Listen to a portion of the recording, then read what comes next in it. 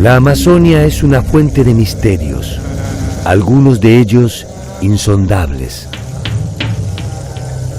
Aún hoy viven en ella los escasos pueblos originarios que sobrevivieron a los distintos procesos civilizatorios condenados casi a la invisibilidad. Unos pocos casi no han tenido desde entonces contacto con lo que llamamos el mundo exterior.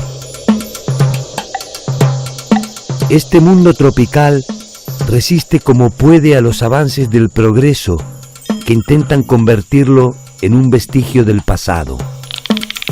La selva ha sido el territorio que consiguió más victorias sobre los intentos de dominación. Fue más eficaz que los ejércitos incas y más persistente que los guerreros aztecas. Pese a todo, el avance de la civilización ilustrada la hace retroceder día a día con bárbara ignorancia. Si el proceso no se detiene, con ella se irá también el gen original de los pueblos que poblaron desde el Caribe a la cuenca del Plata y desde el mar hasta los Andes.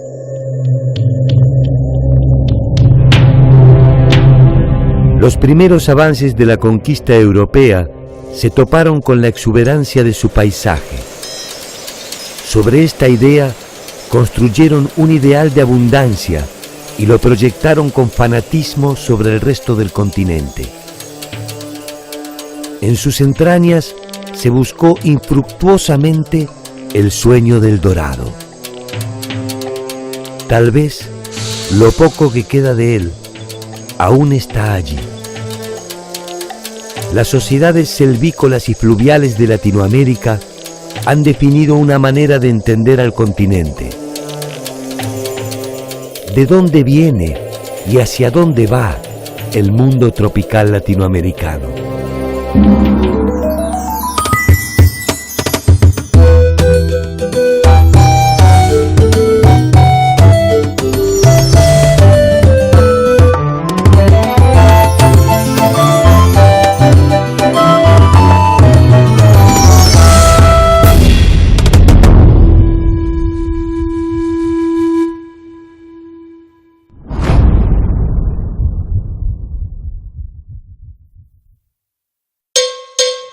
Las sociedades originarias del actual territorio de Brasil se dividen en función de un tronco lingüístico común: los tupí o tupí-guaraní, los G, los caribe y los arawak.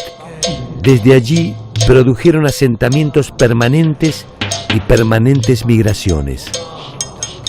Algunos de ellos alcanzaron los territorios de las actuales Argentina, Bolivia, Brasil y Paraguay. Otros fueron hacia el este, otros hacia el norte.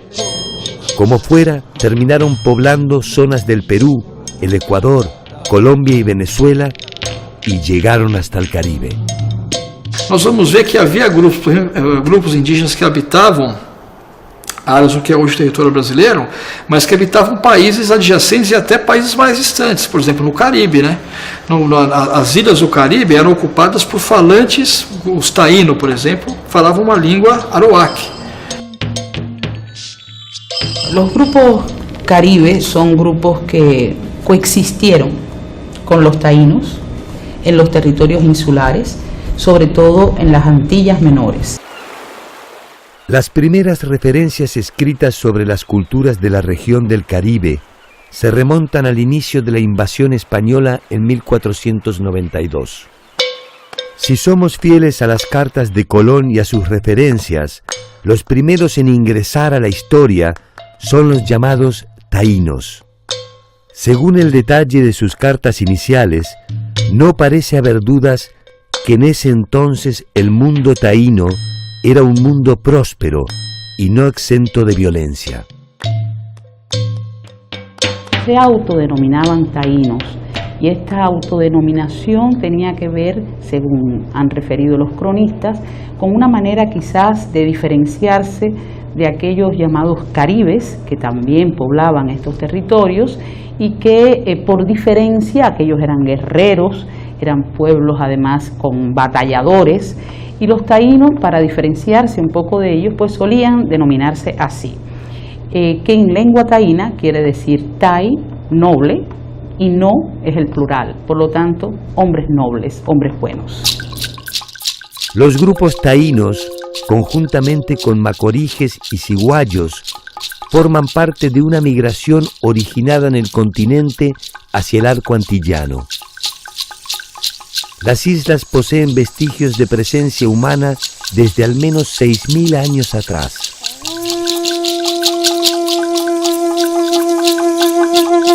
Los taínos estaban organizados políticamente en cacicazgos, es decir, la estructura que dominaba la estructura política de estos pueblos era la figura del cacique, que era además una figura que tenía dominio sobre la comunidad y sobre el territorio de esa comunidad.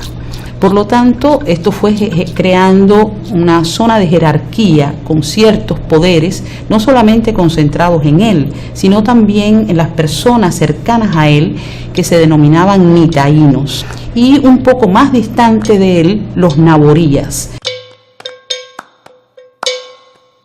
El territorio que ocuparon los taínos será presentado públicamente el 25 de abril de 1507 en la abadía de Saint-Dié, en una de las primeras ediciones de los viajes de Américo Vespucio, a través del primer mapa que da cuenta de la presencia de América.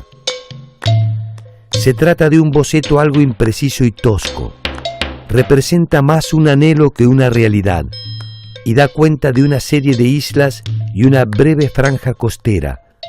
Sus límites no iban más allá de donde el cartógrafo había imaginado. Solo era verídico en un sentido. Expresaba la decisión de considerar a la tierra que el futuro propiciara como un todo único, apenas divisible y sin matices. La población taína superaba los 300.000 habitantes. Vivían desnudos, eran de baja estatura y extremadamente cuidadosos de su aspecto e higiene. Colón los describe en principio como amigables y bondadosos. Probablemente estas cualidades hayan desaparecido con el tiempo. De hecho, apenas unas décadas después, el pueblo taíno prácticamente había desaparecido.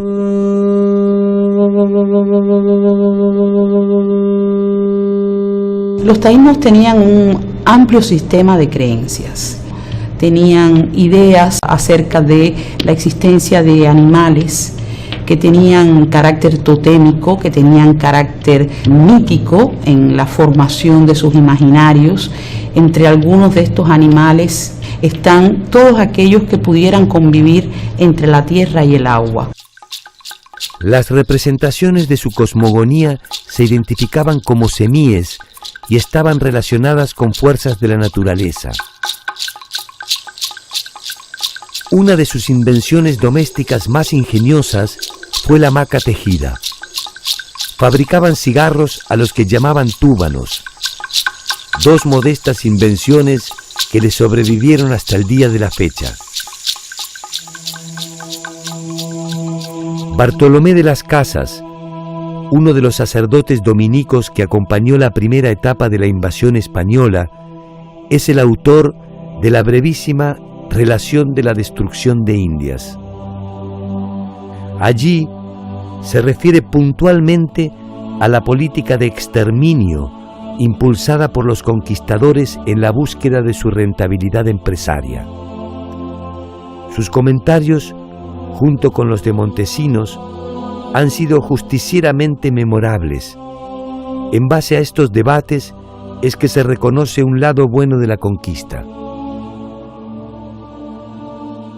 Toda esta defensa que hace Bartolomé de las Casas es más bien a nivel teórico, o sea, él genera en Europa el debate acerca de la naturaleza humana o no humana de los indios y el reconocimiento por parte de la corona española y del papado, incluso de la iglesia como tal, de que los indios tienen espiritualidad, que son capaces de la religiosidad y que por lo tanto son factibles a evangelizar y son esta enorme cantidad de fieles que la iglesia cristiana necesita para resurgir.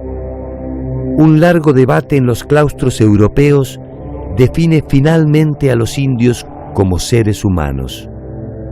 Esto es, que son capaces de creer. De poco les serviría. Cuando murieron por los maltratos o las ejecuciones, fueron reemplazados sin luto por esclavos de raza negra provenientes de África, que infelizmente no habían alcanzado todavía el estatus de hombres susceptibles de evangelizar. El mundo taíno está hoy habitado por otros nombres.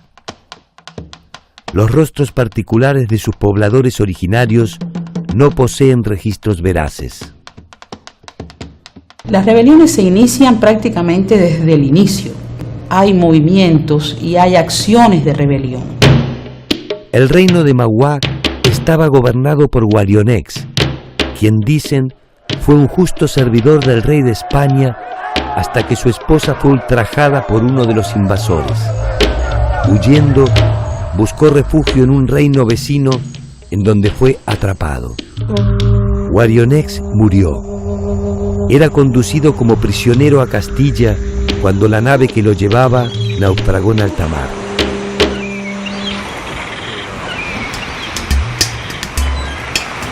Los taínos habitaban la isla de Haití, Puerto Rico y parte de Cuba. Allí se disputaban el territorio con los siboneyes, quienes dominaban el centro de la isla. Hay algunos cronistas y algunos historiadores que señalan que estos pueblos siboneyes llegaron a convivir con los taínos en determinadas zonas, sobre todo, por ejemplo, en la isla de Cuba.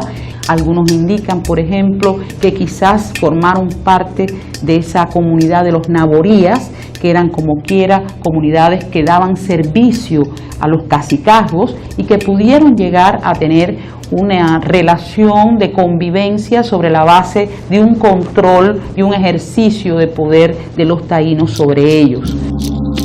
El Valle de la Vega fue el escenario de los primeros focos de resistencia a la ocupación española a la isla de Cuba. El cacique Atuey es el principal obstáculo para la incipiente ocupación, que es hasta ahora un conjunto de modestas villas. Su heroica resistencia se extenderá por algo más de 10 años hasta que logra ser apresado en 1512. Cuando se acercan a preguntarle a Atuey si se arrepentía de sus acciones para que pudiera llegar al reino de los cielos, él dice, ¿y los españoles van al reino de los cielos? Y entonces, por supuesto, le dicen, el que no ha cometido pecado, sí. Y le dice a Atuey, pues si entonces van al reino de los cielos, yo prefiero no ir. Y fue quemado vivo. La región geográfica del Caribe y Circuncaribe comprende los actuales territorios de Grandes y Pequeñas Antillas, Jamaica, Cuba, el norte de Colombia y Venezuela, Panamá y Costa Rica. Hacia la zona continental, en los actuales territorios de Colombia y Venezuela, se desarrollaron culturas que combinaron las actividades de intercambio, el aprovechamiento de las vías fluviales y la actividad agrícola. Los muiscas y chipchas son grupos del altiplano colombiano. Los chipchas es una gran familia de pueblos realmente. Y hoy día se ubican estos pueblos prácticamente desde Costa Rica hasta Ecuador. Los muiscas formaban parte de esta comunidad chipcha y son quizás los muiscas los que más se han conocido un poco porque estuvieron desde muy al principio asociados a la idea mítica del dorado. La producción de objetos de oro de los pueblos muiscas es probablemente la fragua de ese sueño desaforado. Los muiscas intercambiaban, ya tenían un comercio activo con otras zonas de la región a través de estos productos. Lentamente, los señoríos muiscas resolverán estas tensiones mediante agrupaciones entre cacicazgos, que producirán una nueva entidad de carácter confederado bajo un liderazgo común que reconocerá las jurisdicciones y atribuciones de los jefes locales. Esta forma de centralización da origen al cipazgo. Cipazgo se conoce con ese nombre a el lugar ceremonial donde se encontraba la laguna de Guatavita, que era justamente el punto donde toda aquella concepción mítica y ritual del mundo de los Zipa y de los muiscas se entrelazaba con esta noción sobre todo del poder del agua. El agua que formaba parte, se suponía también el centro fundamental de donde emergía la vida, porque justamente era en la laguna de Guatavita donde se realizaba el ceremonial de entrega a las aguas de las riquezas de la comunidad. Comienzan los proyectos para desecar la laguna y poder adquirir, llegar a alcanzar aquel botín extraordinario de carácter eminentemente ceremonial, otorgado como ofrenda a las deidades, que había quedado a través del tiempo sepultado en la laguna de Guatavita. Justamente la acción de los muiscas y de los Zipa y toda esta zona del Cipazgo ante la conquista fue sumamente fuerte. Cuando el grueso de la invasión llega a territorio muisca, este se encuentra en un delicado equilibrio de poder. El jefe Sugamuxi ostentaba el liderazgo regional y alcanza un entendimiento relativo con los españoles. Las alianzas que establecen con los españoles, yo diría, fueron esencialmente estratégicas. Las utilizaron en muchas oportunidades caciques de toda esta región. Es decir, generar determinadas alianzas que permitieran justamente conocer el terreno y avanzar en un acto de rebeldía mayor. En 1538, en Timaná, Pedro de Añasco manda a quemar vivo al hijo de la cacica Gaitana. Entre los años 39 y 40, Gaitana desarrolla justamente aquí en la zona colombiana una acción de resistencia muy importante y desarrolla además una acción colectiva, reúne, integra a los indígenas y los prepara para enfrentar la lucha con los españoles. Las jefaturas se confederan. Más de 6.000 guerreros se preparan para dar combate. Atacan a las fuerzas españolas y las derrotan de manera contundente. Añasco es tomado prisionero, le arrancan sus ojos y lo conducen de aldea en aldea mediante una soga que le atraviesa la lengua. Finalmente es sacrificado. Gaitana se transformará en un emblema que perdurará aún más allá de la irreversible derrota. Los pueblos de la selva sufrieron el avasallamiento de conquistadores y tiranos. Muchos de ellos desaparecieron del territorio que les pertenecía. Otros permanecen a través de su lengua y sus costumbres. El estudio de las culturas originarias del Brasil plantea algunas dificultades que tienen que ver con las condiciones geográficas de sus emplazamientos, que en ocasiones ha dejado pocos indicios para su interpretación. La otra, y quizás la más importante, es la gran diversidad de grupos con características distintivas que ocuparon la región. Mas a gente imagina que tudo que está localizado, por exemplo, o que a gente chama de terras baixas da América do Sul, que são essas zonas que estão a leste dos Andes, ou mesmo no Caribe, eram regiões que tinha pouca gente vivendo, a ocupação humana não era muito densa. E, na verdade, essa imagem não é correta, né? Essas regiões, a arqueologia está mostrando que essas regiões também eram densamente ocupadas. Una de las formas en la que se intentó resolver esta dificultad fue la de integrar a pueblos diversos siguiendo el tronco lingüístico al que pertenecen. Essas grandes divisões linguísticas que, entre Arawak, Tupi, Gê, Caribe e outras famílias correspondem de fato a padrões de organização social, política, religiosa diferentes. A Europa é menos diversa do que, por exemplo, a diversidade que existe entre os povos indígenas aqui das terras baixas da América do Sul.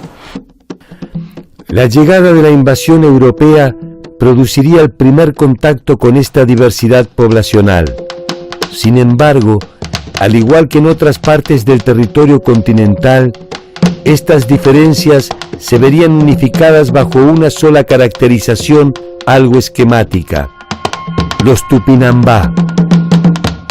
Os primeiros cronistas europeus que tiveram contato com índios, o que é hoje o Brasil, tiveram contato com índios, com os Tupinambás, e grupos falavam línguas parecidas também. Então construiu essa ideia de que todo mundo, já que eles ocupavam todo o litoral atlântico, construiu essa ideia, que é uma ideia falsa, de que todo esse território que veio a ser o Brasil era ocupado também por grupos que falavam as mesmas línguas. Los tupí alimentaron el imaginario del clásico indígena del Brasil. La raíz lingüística tupí encierra un vasto conjunto de pueblos que, pese a sus diferencias, ofrece algunas condiciones que los reúne en torno a una manera de entender el mundo.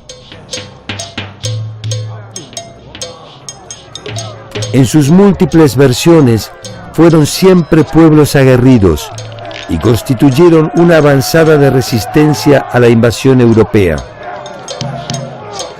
La guerra era uno de los motores del funcionamiento de su sociedad, y entre sus ritos más temidos está el que cimentó una de las tantas leyendas negras sobre los pueblos originarios: el canibalismo.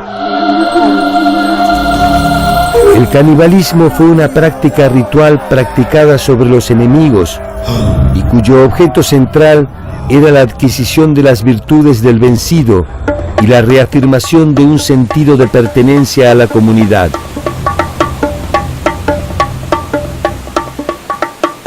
En ese espacio complejo se permitieron la alegría, el trabajo, el esparcimiento, el humor y la guerra. Poco pudieron hacer cuando fueron sometidos como esclavos o sus tierras les fueron arrebatadas. Menos aún cuando enfermedades foráneas los exterminaron. En la medida en que buscaron refugio del atropello, conservaron sus costumbres y sus culturas. La tierra de Santa Cruz fue el primer nombre que los portugueses dieron al actual territorio de Brasil. La expedición de Pedro Álvares de Cabral arribó a la costa que llamaron Puerto Seguro el 24 de abril del año 1500. Os povos indígenas, desde o início, desde o momento em que é estabelecido o governo geral, eles são gentios, não é? E como tais, eles devem ser evangelizados. Então, dos pontos principais do governo português na América é a evangelização dos indígenas.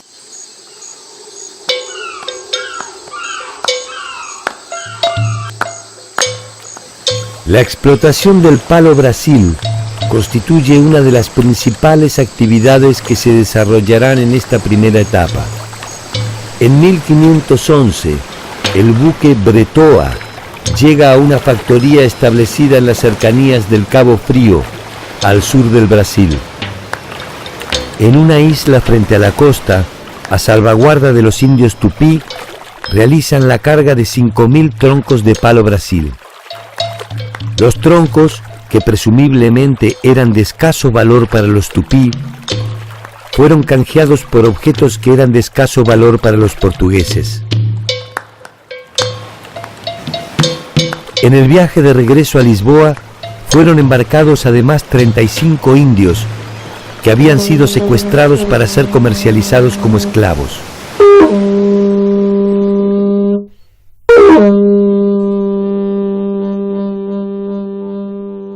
As capitanias hereditárias foram uma tentativa da coroa portuguesa de começar a ocupação a colonização do território brasileiro, sobretudo litorâneo, né, basicamente litorâneo, sem com isso despender muito dinheiro. El primer obispo de Brasil, Pedro Fernández Sardiña, fue uno de los principales impulsores del exterminio de los tupí. Enfrentado con la posición de los jesuitas, permitió la esclavización indiscriminada de los caeté, quienes tuvieron oportunidad de un desagravio. Cuando Sardiña ponía fin a su misión, el barco que lo conducía a Lisboa naufragó muy cerca de la costa. Fue apresado por los caeté, quienes lo asesinaron y posteriormente se lo devoraron. El entonces gobernador Mem de Sá ordenó una expedición punitiva de proporciones para exterminarlos. Los más afortunados apenas si pudieron aspirar a ser atrapados como esclavos. A escravidão ela é proibida na lei, mas na realidade os indígenas foram escravizados sistematicamente. E como os portugueses chegaram e ficaram muito na costa, os índios foram sempre entrando, não é, para fugir ou se aproximavam então para fugir dos portugueses. Estas incursiones comienzan a multiplicarse. Hacia la segunda mitad del siglo XVI, una novedosa y voraz forma de violencia se instauró en las colonias portuguesas, las temibles bandeiras. O primeiro momento das bandeiras é esse avanço pelo sertão em busca de índios que serão escravizados. Os números são muito também discutíveis, mas há alguns que afirmam que por volta de 50 mil índios acabaram, durante todo o século XVII, acabaram sendo tomados pelos bandeirantes para serem escravizados. Comandadas por blancos y compuestas fundamentalmente por mestizos, que eran conocidos bajo la denominación de mamelucos, contaban entre sus miembros también con población indígena. Uma bandeira grande pode ter mais de 1000 pessoas. Um número sempre muito reduzido de brancos, ou de ascendência portuguesa ou espanhola. Mas compunham as bandeiras um número expressivo de mamelucos e um número de índios também. Índios, obviamente, amigos dos portugueses, ou dos colonos paulistas. Obviamente, o papel dos índios foi fundamental porque eles conheciam o interior melhor do que os próprios brasileiros. La introducción de la Compañía de Jesús en territorio brasilero habría de producir una inédita alteración de las fuerzas en puja durante la conquista. Algunos de los pueblos tupí se habían establecido satisfactoriamente en el ámbito de las misiones jesuíticas. Desde las misiones se resisten no solo los ataques de los colonizadores, sino también de los propios grupos originarios. Os jesuítas estabelecem reduções. Essa experiência das reduções foi uma experiência muito interessante, considerada por alguns autores quase como uma experiência comunitária, comunista, entre aspas, né? E depois, no século XVIII, no contexto geral de perseguição aos jesuítas, os portugueses expulsam os jesuítas do Brasil e de Portugal. La demanda de esclavos y las presiones del resto de las potencias europeas sobre el territorio portugués habrían de producir una multiplicación exponencial de los bandeirantes. Manuel Borba Gato, Fernão Dias Pais Leme, Bartolomeu Bueno, esses são, digamos, os mais conhecidos.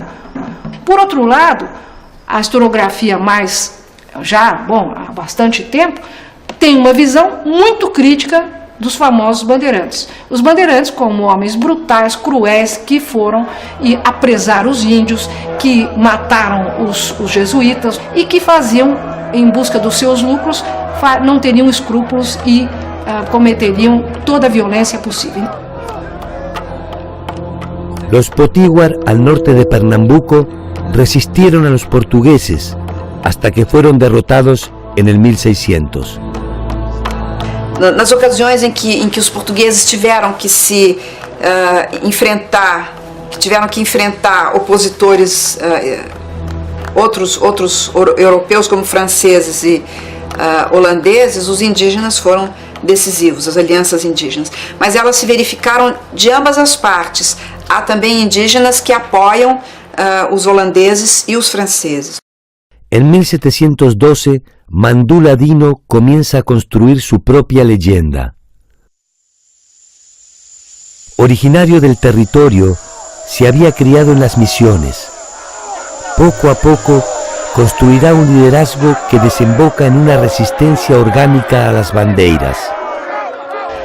Que era indígena, que acabou sendo catequizado pelos jesuítas, então ele foi ensinado, ele conhecia a religião católica, foi batizado com o nome de Francisco. Ele, desse modo, conhecia o mundo branco.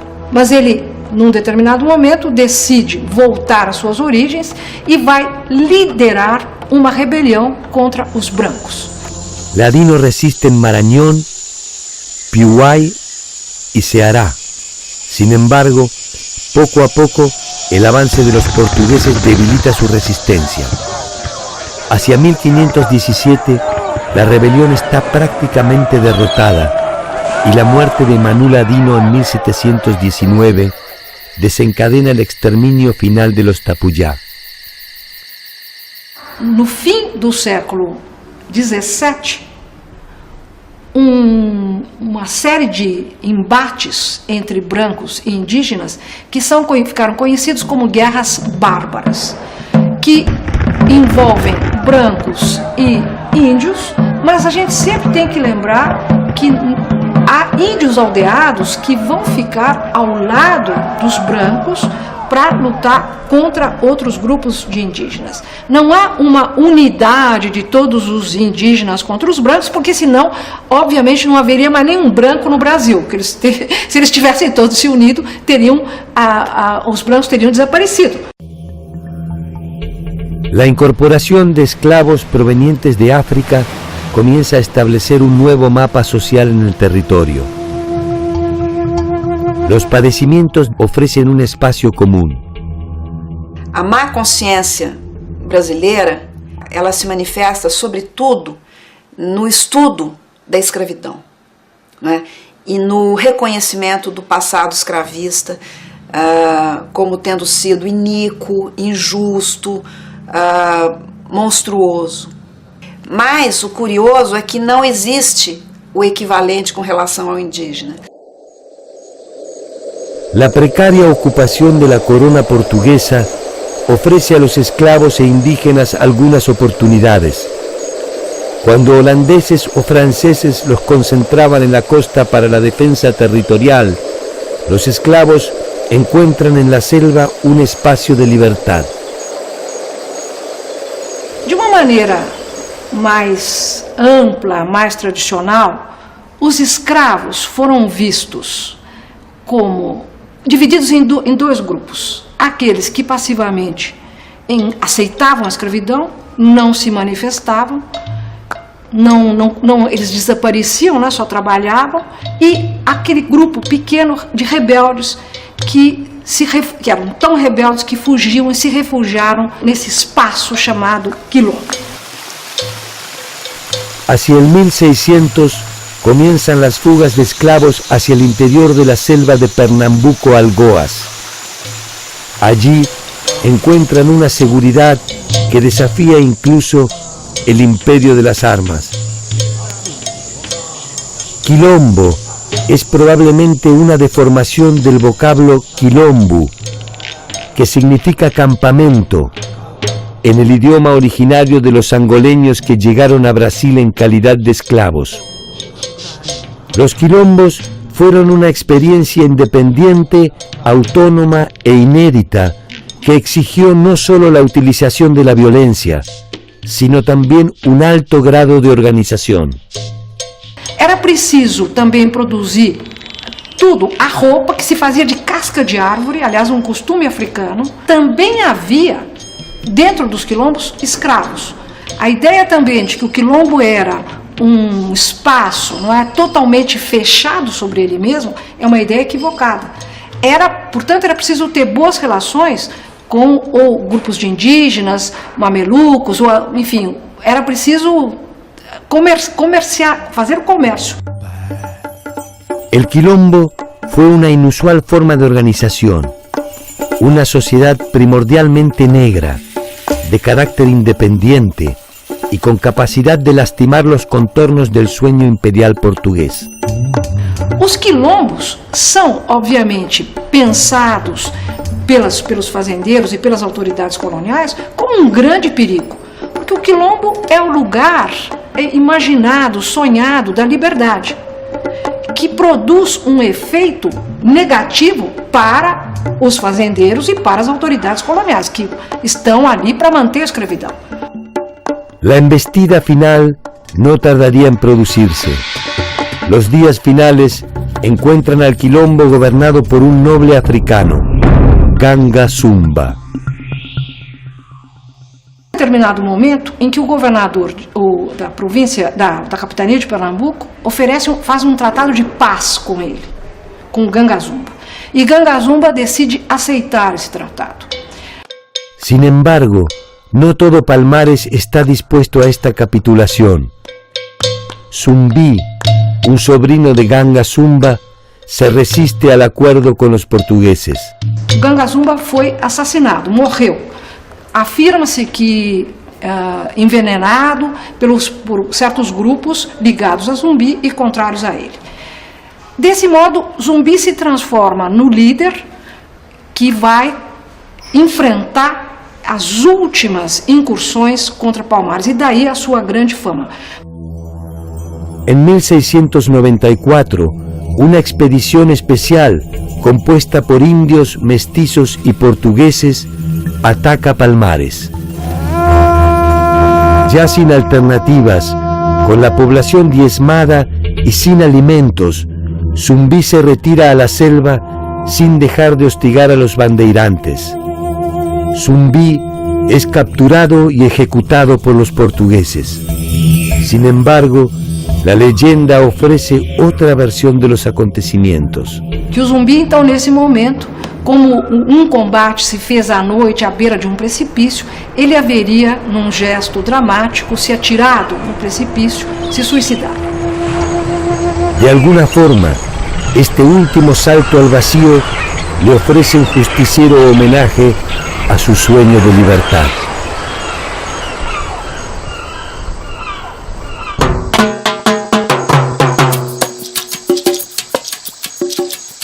La conformación del pueblo guaraní, tanto desde el punto de vista geográfico como social, es el resultado de un largo proceso migratorio iniciado 2500 años antes de nuestra era.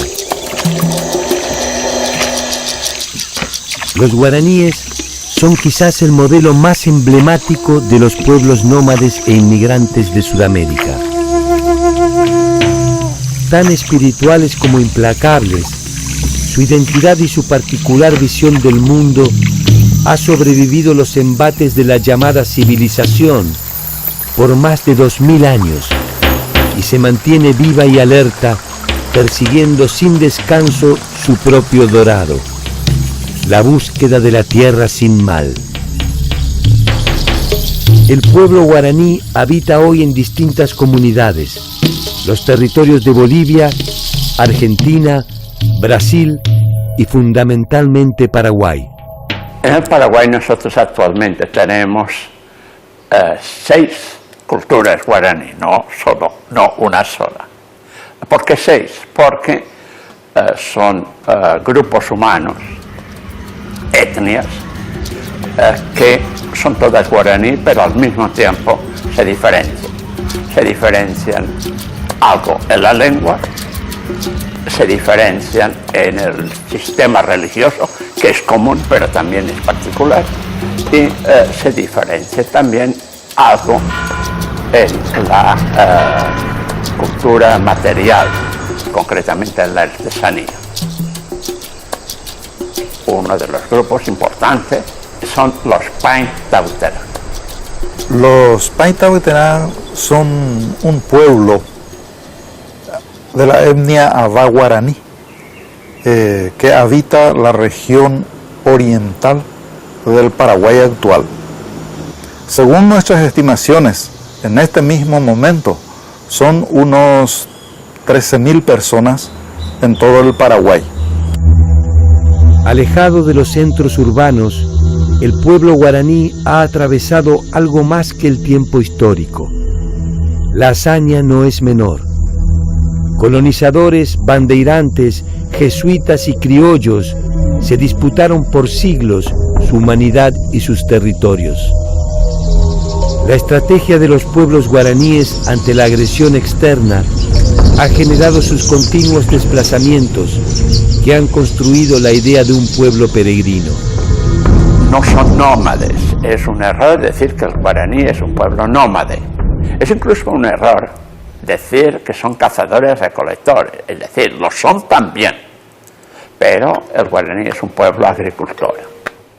Los Pai son cultivadores tradicionales y producen rubros principalmente de subsistencia propia, cultivando maíz, mandioca, batata, caña de azúcar. La tierra es de posesión comunal, no es de nadie en particular, corresponde a toda la comunidad. Cada una de las familias extensas o familias simples que componen la comunidad tienen derecho a cultivar una parcela, pero no es propietaria de esa parcela, solo es dueño, es ocupante, es utilizador de esa tierra, pero la propiedad de la tierra en sí es comunal. La experiencia de las reducciones jesuíticas en América tendría como protagonistas centrales a los guaraníes. Los pueblos de indios ofrecieron en territorio guaraní una de las escasas muestras de una convivencia inédita en el resto del territorio. Es una colonia porque los jesuitas eran colonialistas. Tampoco hay que creer que eran revolucionarios, independentistas. Las tierras de los guaraníes han sido en todos estos países usurpadas. Y usurpadas quiere decir que simplemente se les quita algo que es de ellos. Sobre esas mismas tierras y enfrentando la resistencia de los encomenderos, los guaraníes lograron establecer un marco de apertura que les permitió casi clandestinamente mantener gran parte de sus tradiciones. Al tiempo que construían grandes iglesias y aprendían el idioma del invasor, conservaban su idioma y su propia forma de ver el mundo. El idioma guaraní Pai sigue siendo el vehículo preponderante para la intercomunicación cotidiana y también religiosa. Los guaraníes realmente continúan siendo, hasta hoy, una religión de la palabra. O sea, ya los misioneros se daban cuenta de que eran religiosos, pero al mismo tiempo no tenían objetos de culto, ni templos. Incluso uno de los jesuitas dice que los guaraníes se distinguen por ser finos ateístas. El ánimo, el espíritu, al ser un fenómeno ya más colectivizado, eso también ayuda a ir mejorando el propio espíritu y llega un momento a alcanzar cierta plenitud y ahí es en donde ya prácticamente se accede al contenido del Idumanae, que ellos llaman a la tierra sin mal. La tierra sin mal es el estado que los guaraníes buscan desde el inicio de los tiempos. No es un espacio geográfico, es un espacio interior que solo puede alcanzarse mediante la plenitud espiritual. para los Paintahuitiná el alma de todos nosotros en algún momento determinado regresa al Padre, al Creador, al lugar donde está Ñaneramói Papá, al Padre, al Abuelo último primero. La cosmogonía Pain da cuenta de ese fenómeno de la creación del mundo, y este cosmo, este hecho de la creación tiene un lugar en el mundo actual. Ese lugar es el que se denomina Yasuká Vendá, es el lugar donde existe el Yasuká y es el lugar donde el Abuelo último primero dio lugar a la creación, creándose a sí mismo también.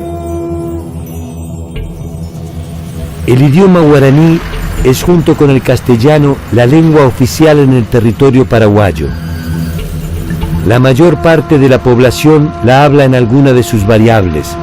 Sin embargo, hasta no hace mucho estuvo prohibida en el país, pues se la consideraba como un signo de atraso.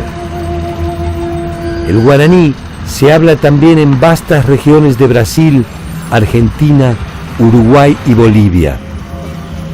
La persistencia de su cultura delimita la verdadera dimensión de un país que desconoce las fronteras geopolíticas y se extiende hasta donde haya un guaraní que se reconozca como tal. Los pueblos guaraníes desarrollaron diferentes estrategias para la guarda de su cultura. Todos los guaraníes son muy celosos a la hora de guardar, preservar su propia cultura. En este caso de los Paintahuitiná, ellos han decidido una estrategia de apertura hacia el otro, apertura hacia lo extraño. Sin embargo, con eso guardan 3 o 4 rasgos fundamentales de su cultura medular. Entre ellos está el propio idioma, está el propio Tecojá, el lugar que ellos habitan, y está su sistema de organización.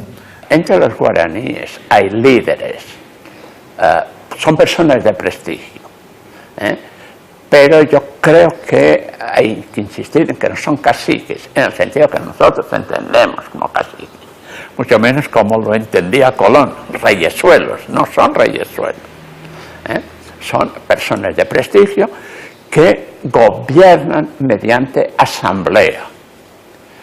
Asambleas que pueden ser muy chicas y muy grandes, y a la cual se llega por determinaciones por consenso. La etnia Paita Viterá conserva en gran medida su forma de vida original en el escaso territorio que le ha reservado la llamada civilización. Sus milenarias formas de organización, sin embargo, resultan de avanzada para el tardío paso de nuestra modernidad. El papel de la mujer resulta central para el desarrollo de su forma de vida. La mujer Pain es la guardadora principal de aquellos aspectos de la cultura que son más preciadas para toda la etnia. Y además ellas son muy firmes. Y en el caso de los Pain hay mujeres también chamanes, pues hay chamanas de una energía extraordinaria. He conocido algunas, pero que incluso en momentos en que los hombres flaquean, sobre todo en situaciones ahora de conflicto con el poder estatal, o sea, con la policía, con el ejército, incluso en el caso de Brasil, ¿no? Entonces son las mujeres las que se plantan y no les tienen miedo ni a los fusiles ni a las bayonetas. Probablemente los jesuitas hayan pensado que su proyecto sería de alguna forma eterno. Cuando fueron expulsados, sus toscos sucesores no hicieron otra cosa que destruir el modelo del mundo que habían inventado. Quizás creyeron que algo más de 300 años habían sido suficientes para convertir a los guaraníes. Quizás nunca entendieron que en realidad solo se habían sometido a una forma de ver el mundo guaraní. Las ruinas desperdigadas por el territorio dan apenas una trágica muestra de la módica victoria del conquistador. Las ideas que las inspiraron se han perdido. Mientras tanto, los Paita Biterá entraron en silencio al tercer milenio, junto con sus dioses y sus ancestrales costumbres. Saben manejarse, saben manejar a la gente y, como en algún momento dije, saben mostrarse respetuosos de los demás y también consiguen ser respetados de alguna manera. O sea, nos cuesta mucho respetar a las personas diferentes, y si encima son pobres y si encima tienen otro punto de vista. Yo incluso creo que a veces inconscientemente nos da rabia encontrar gente que tiene una espiritualidad y un modo de ser que es mucho más humano que el nuestro.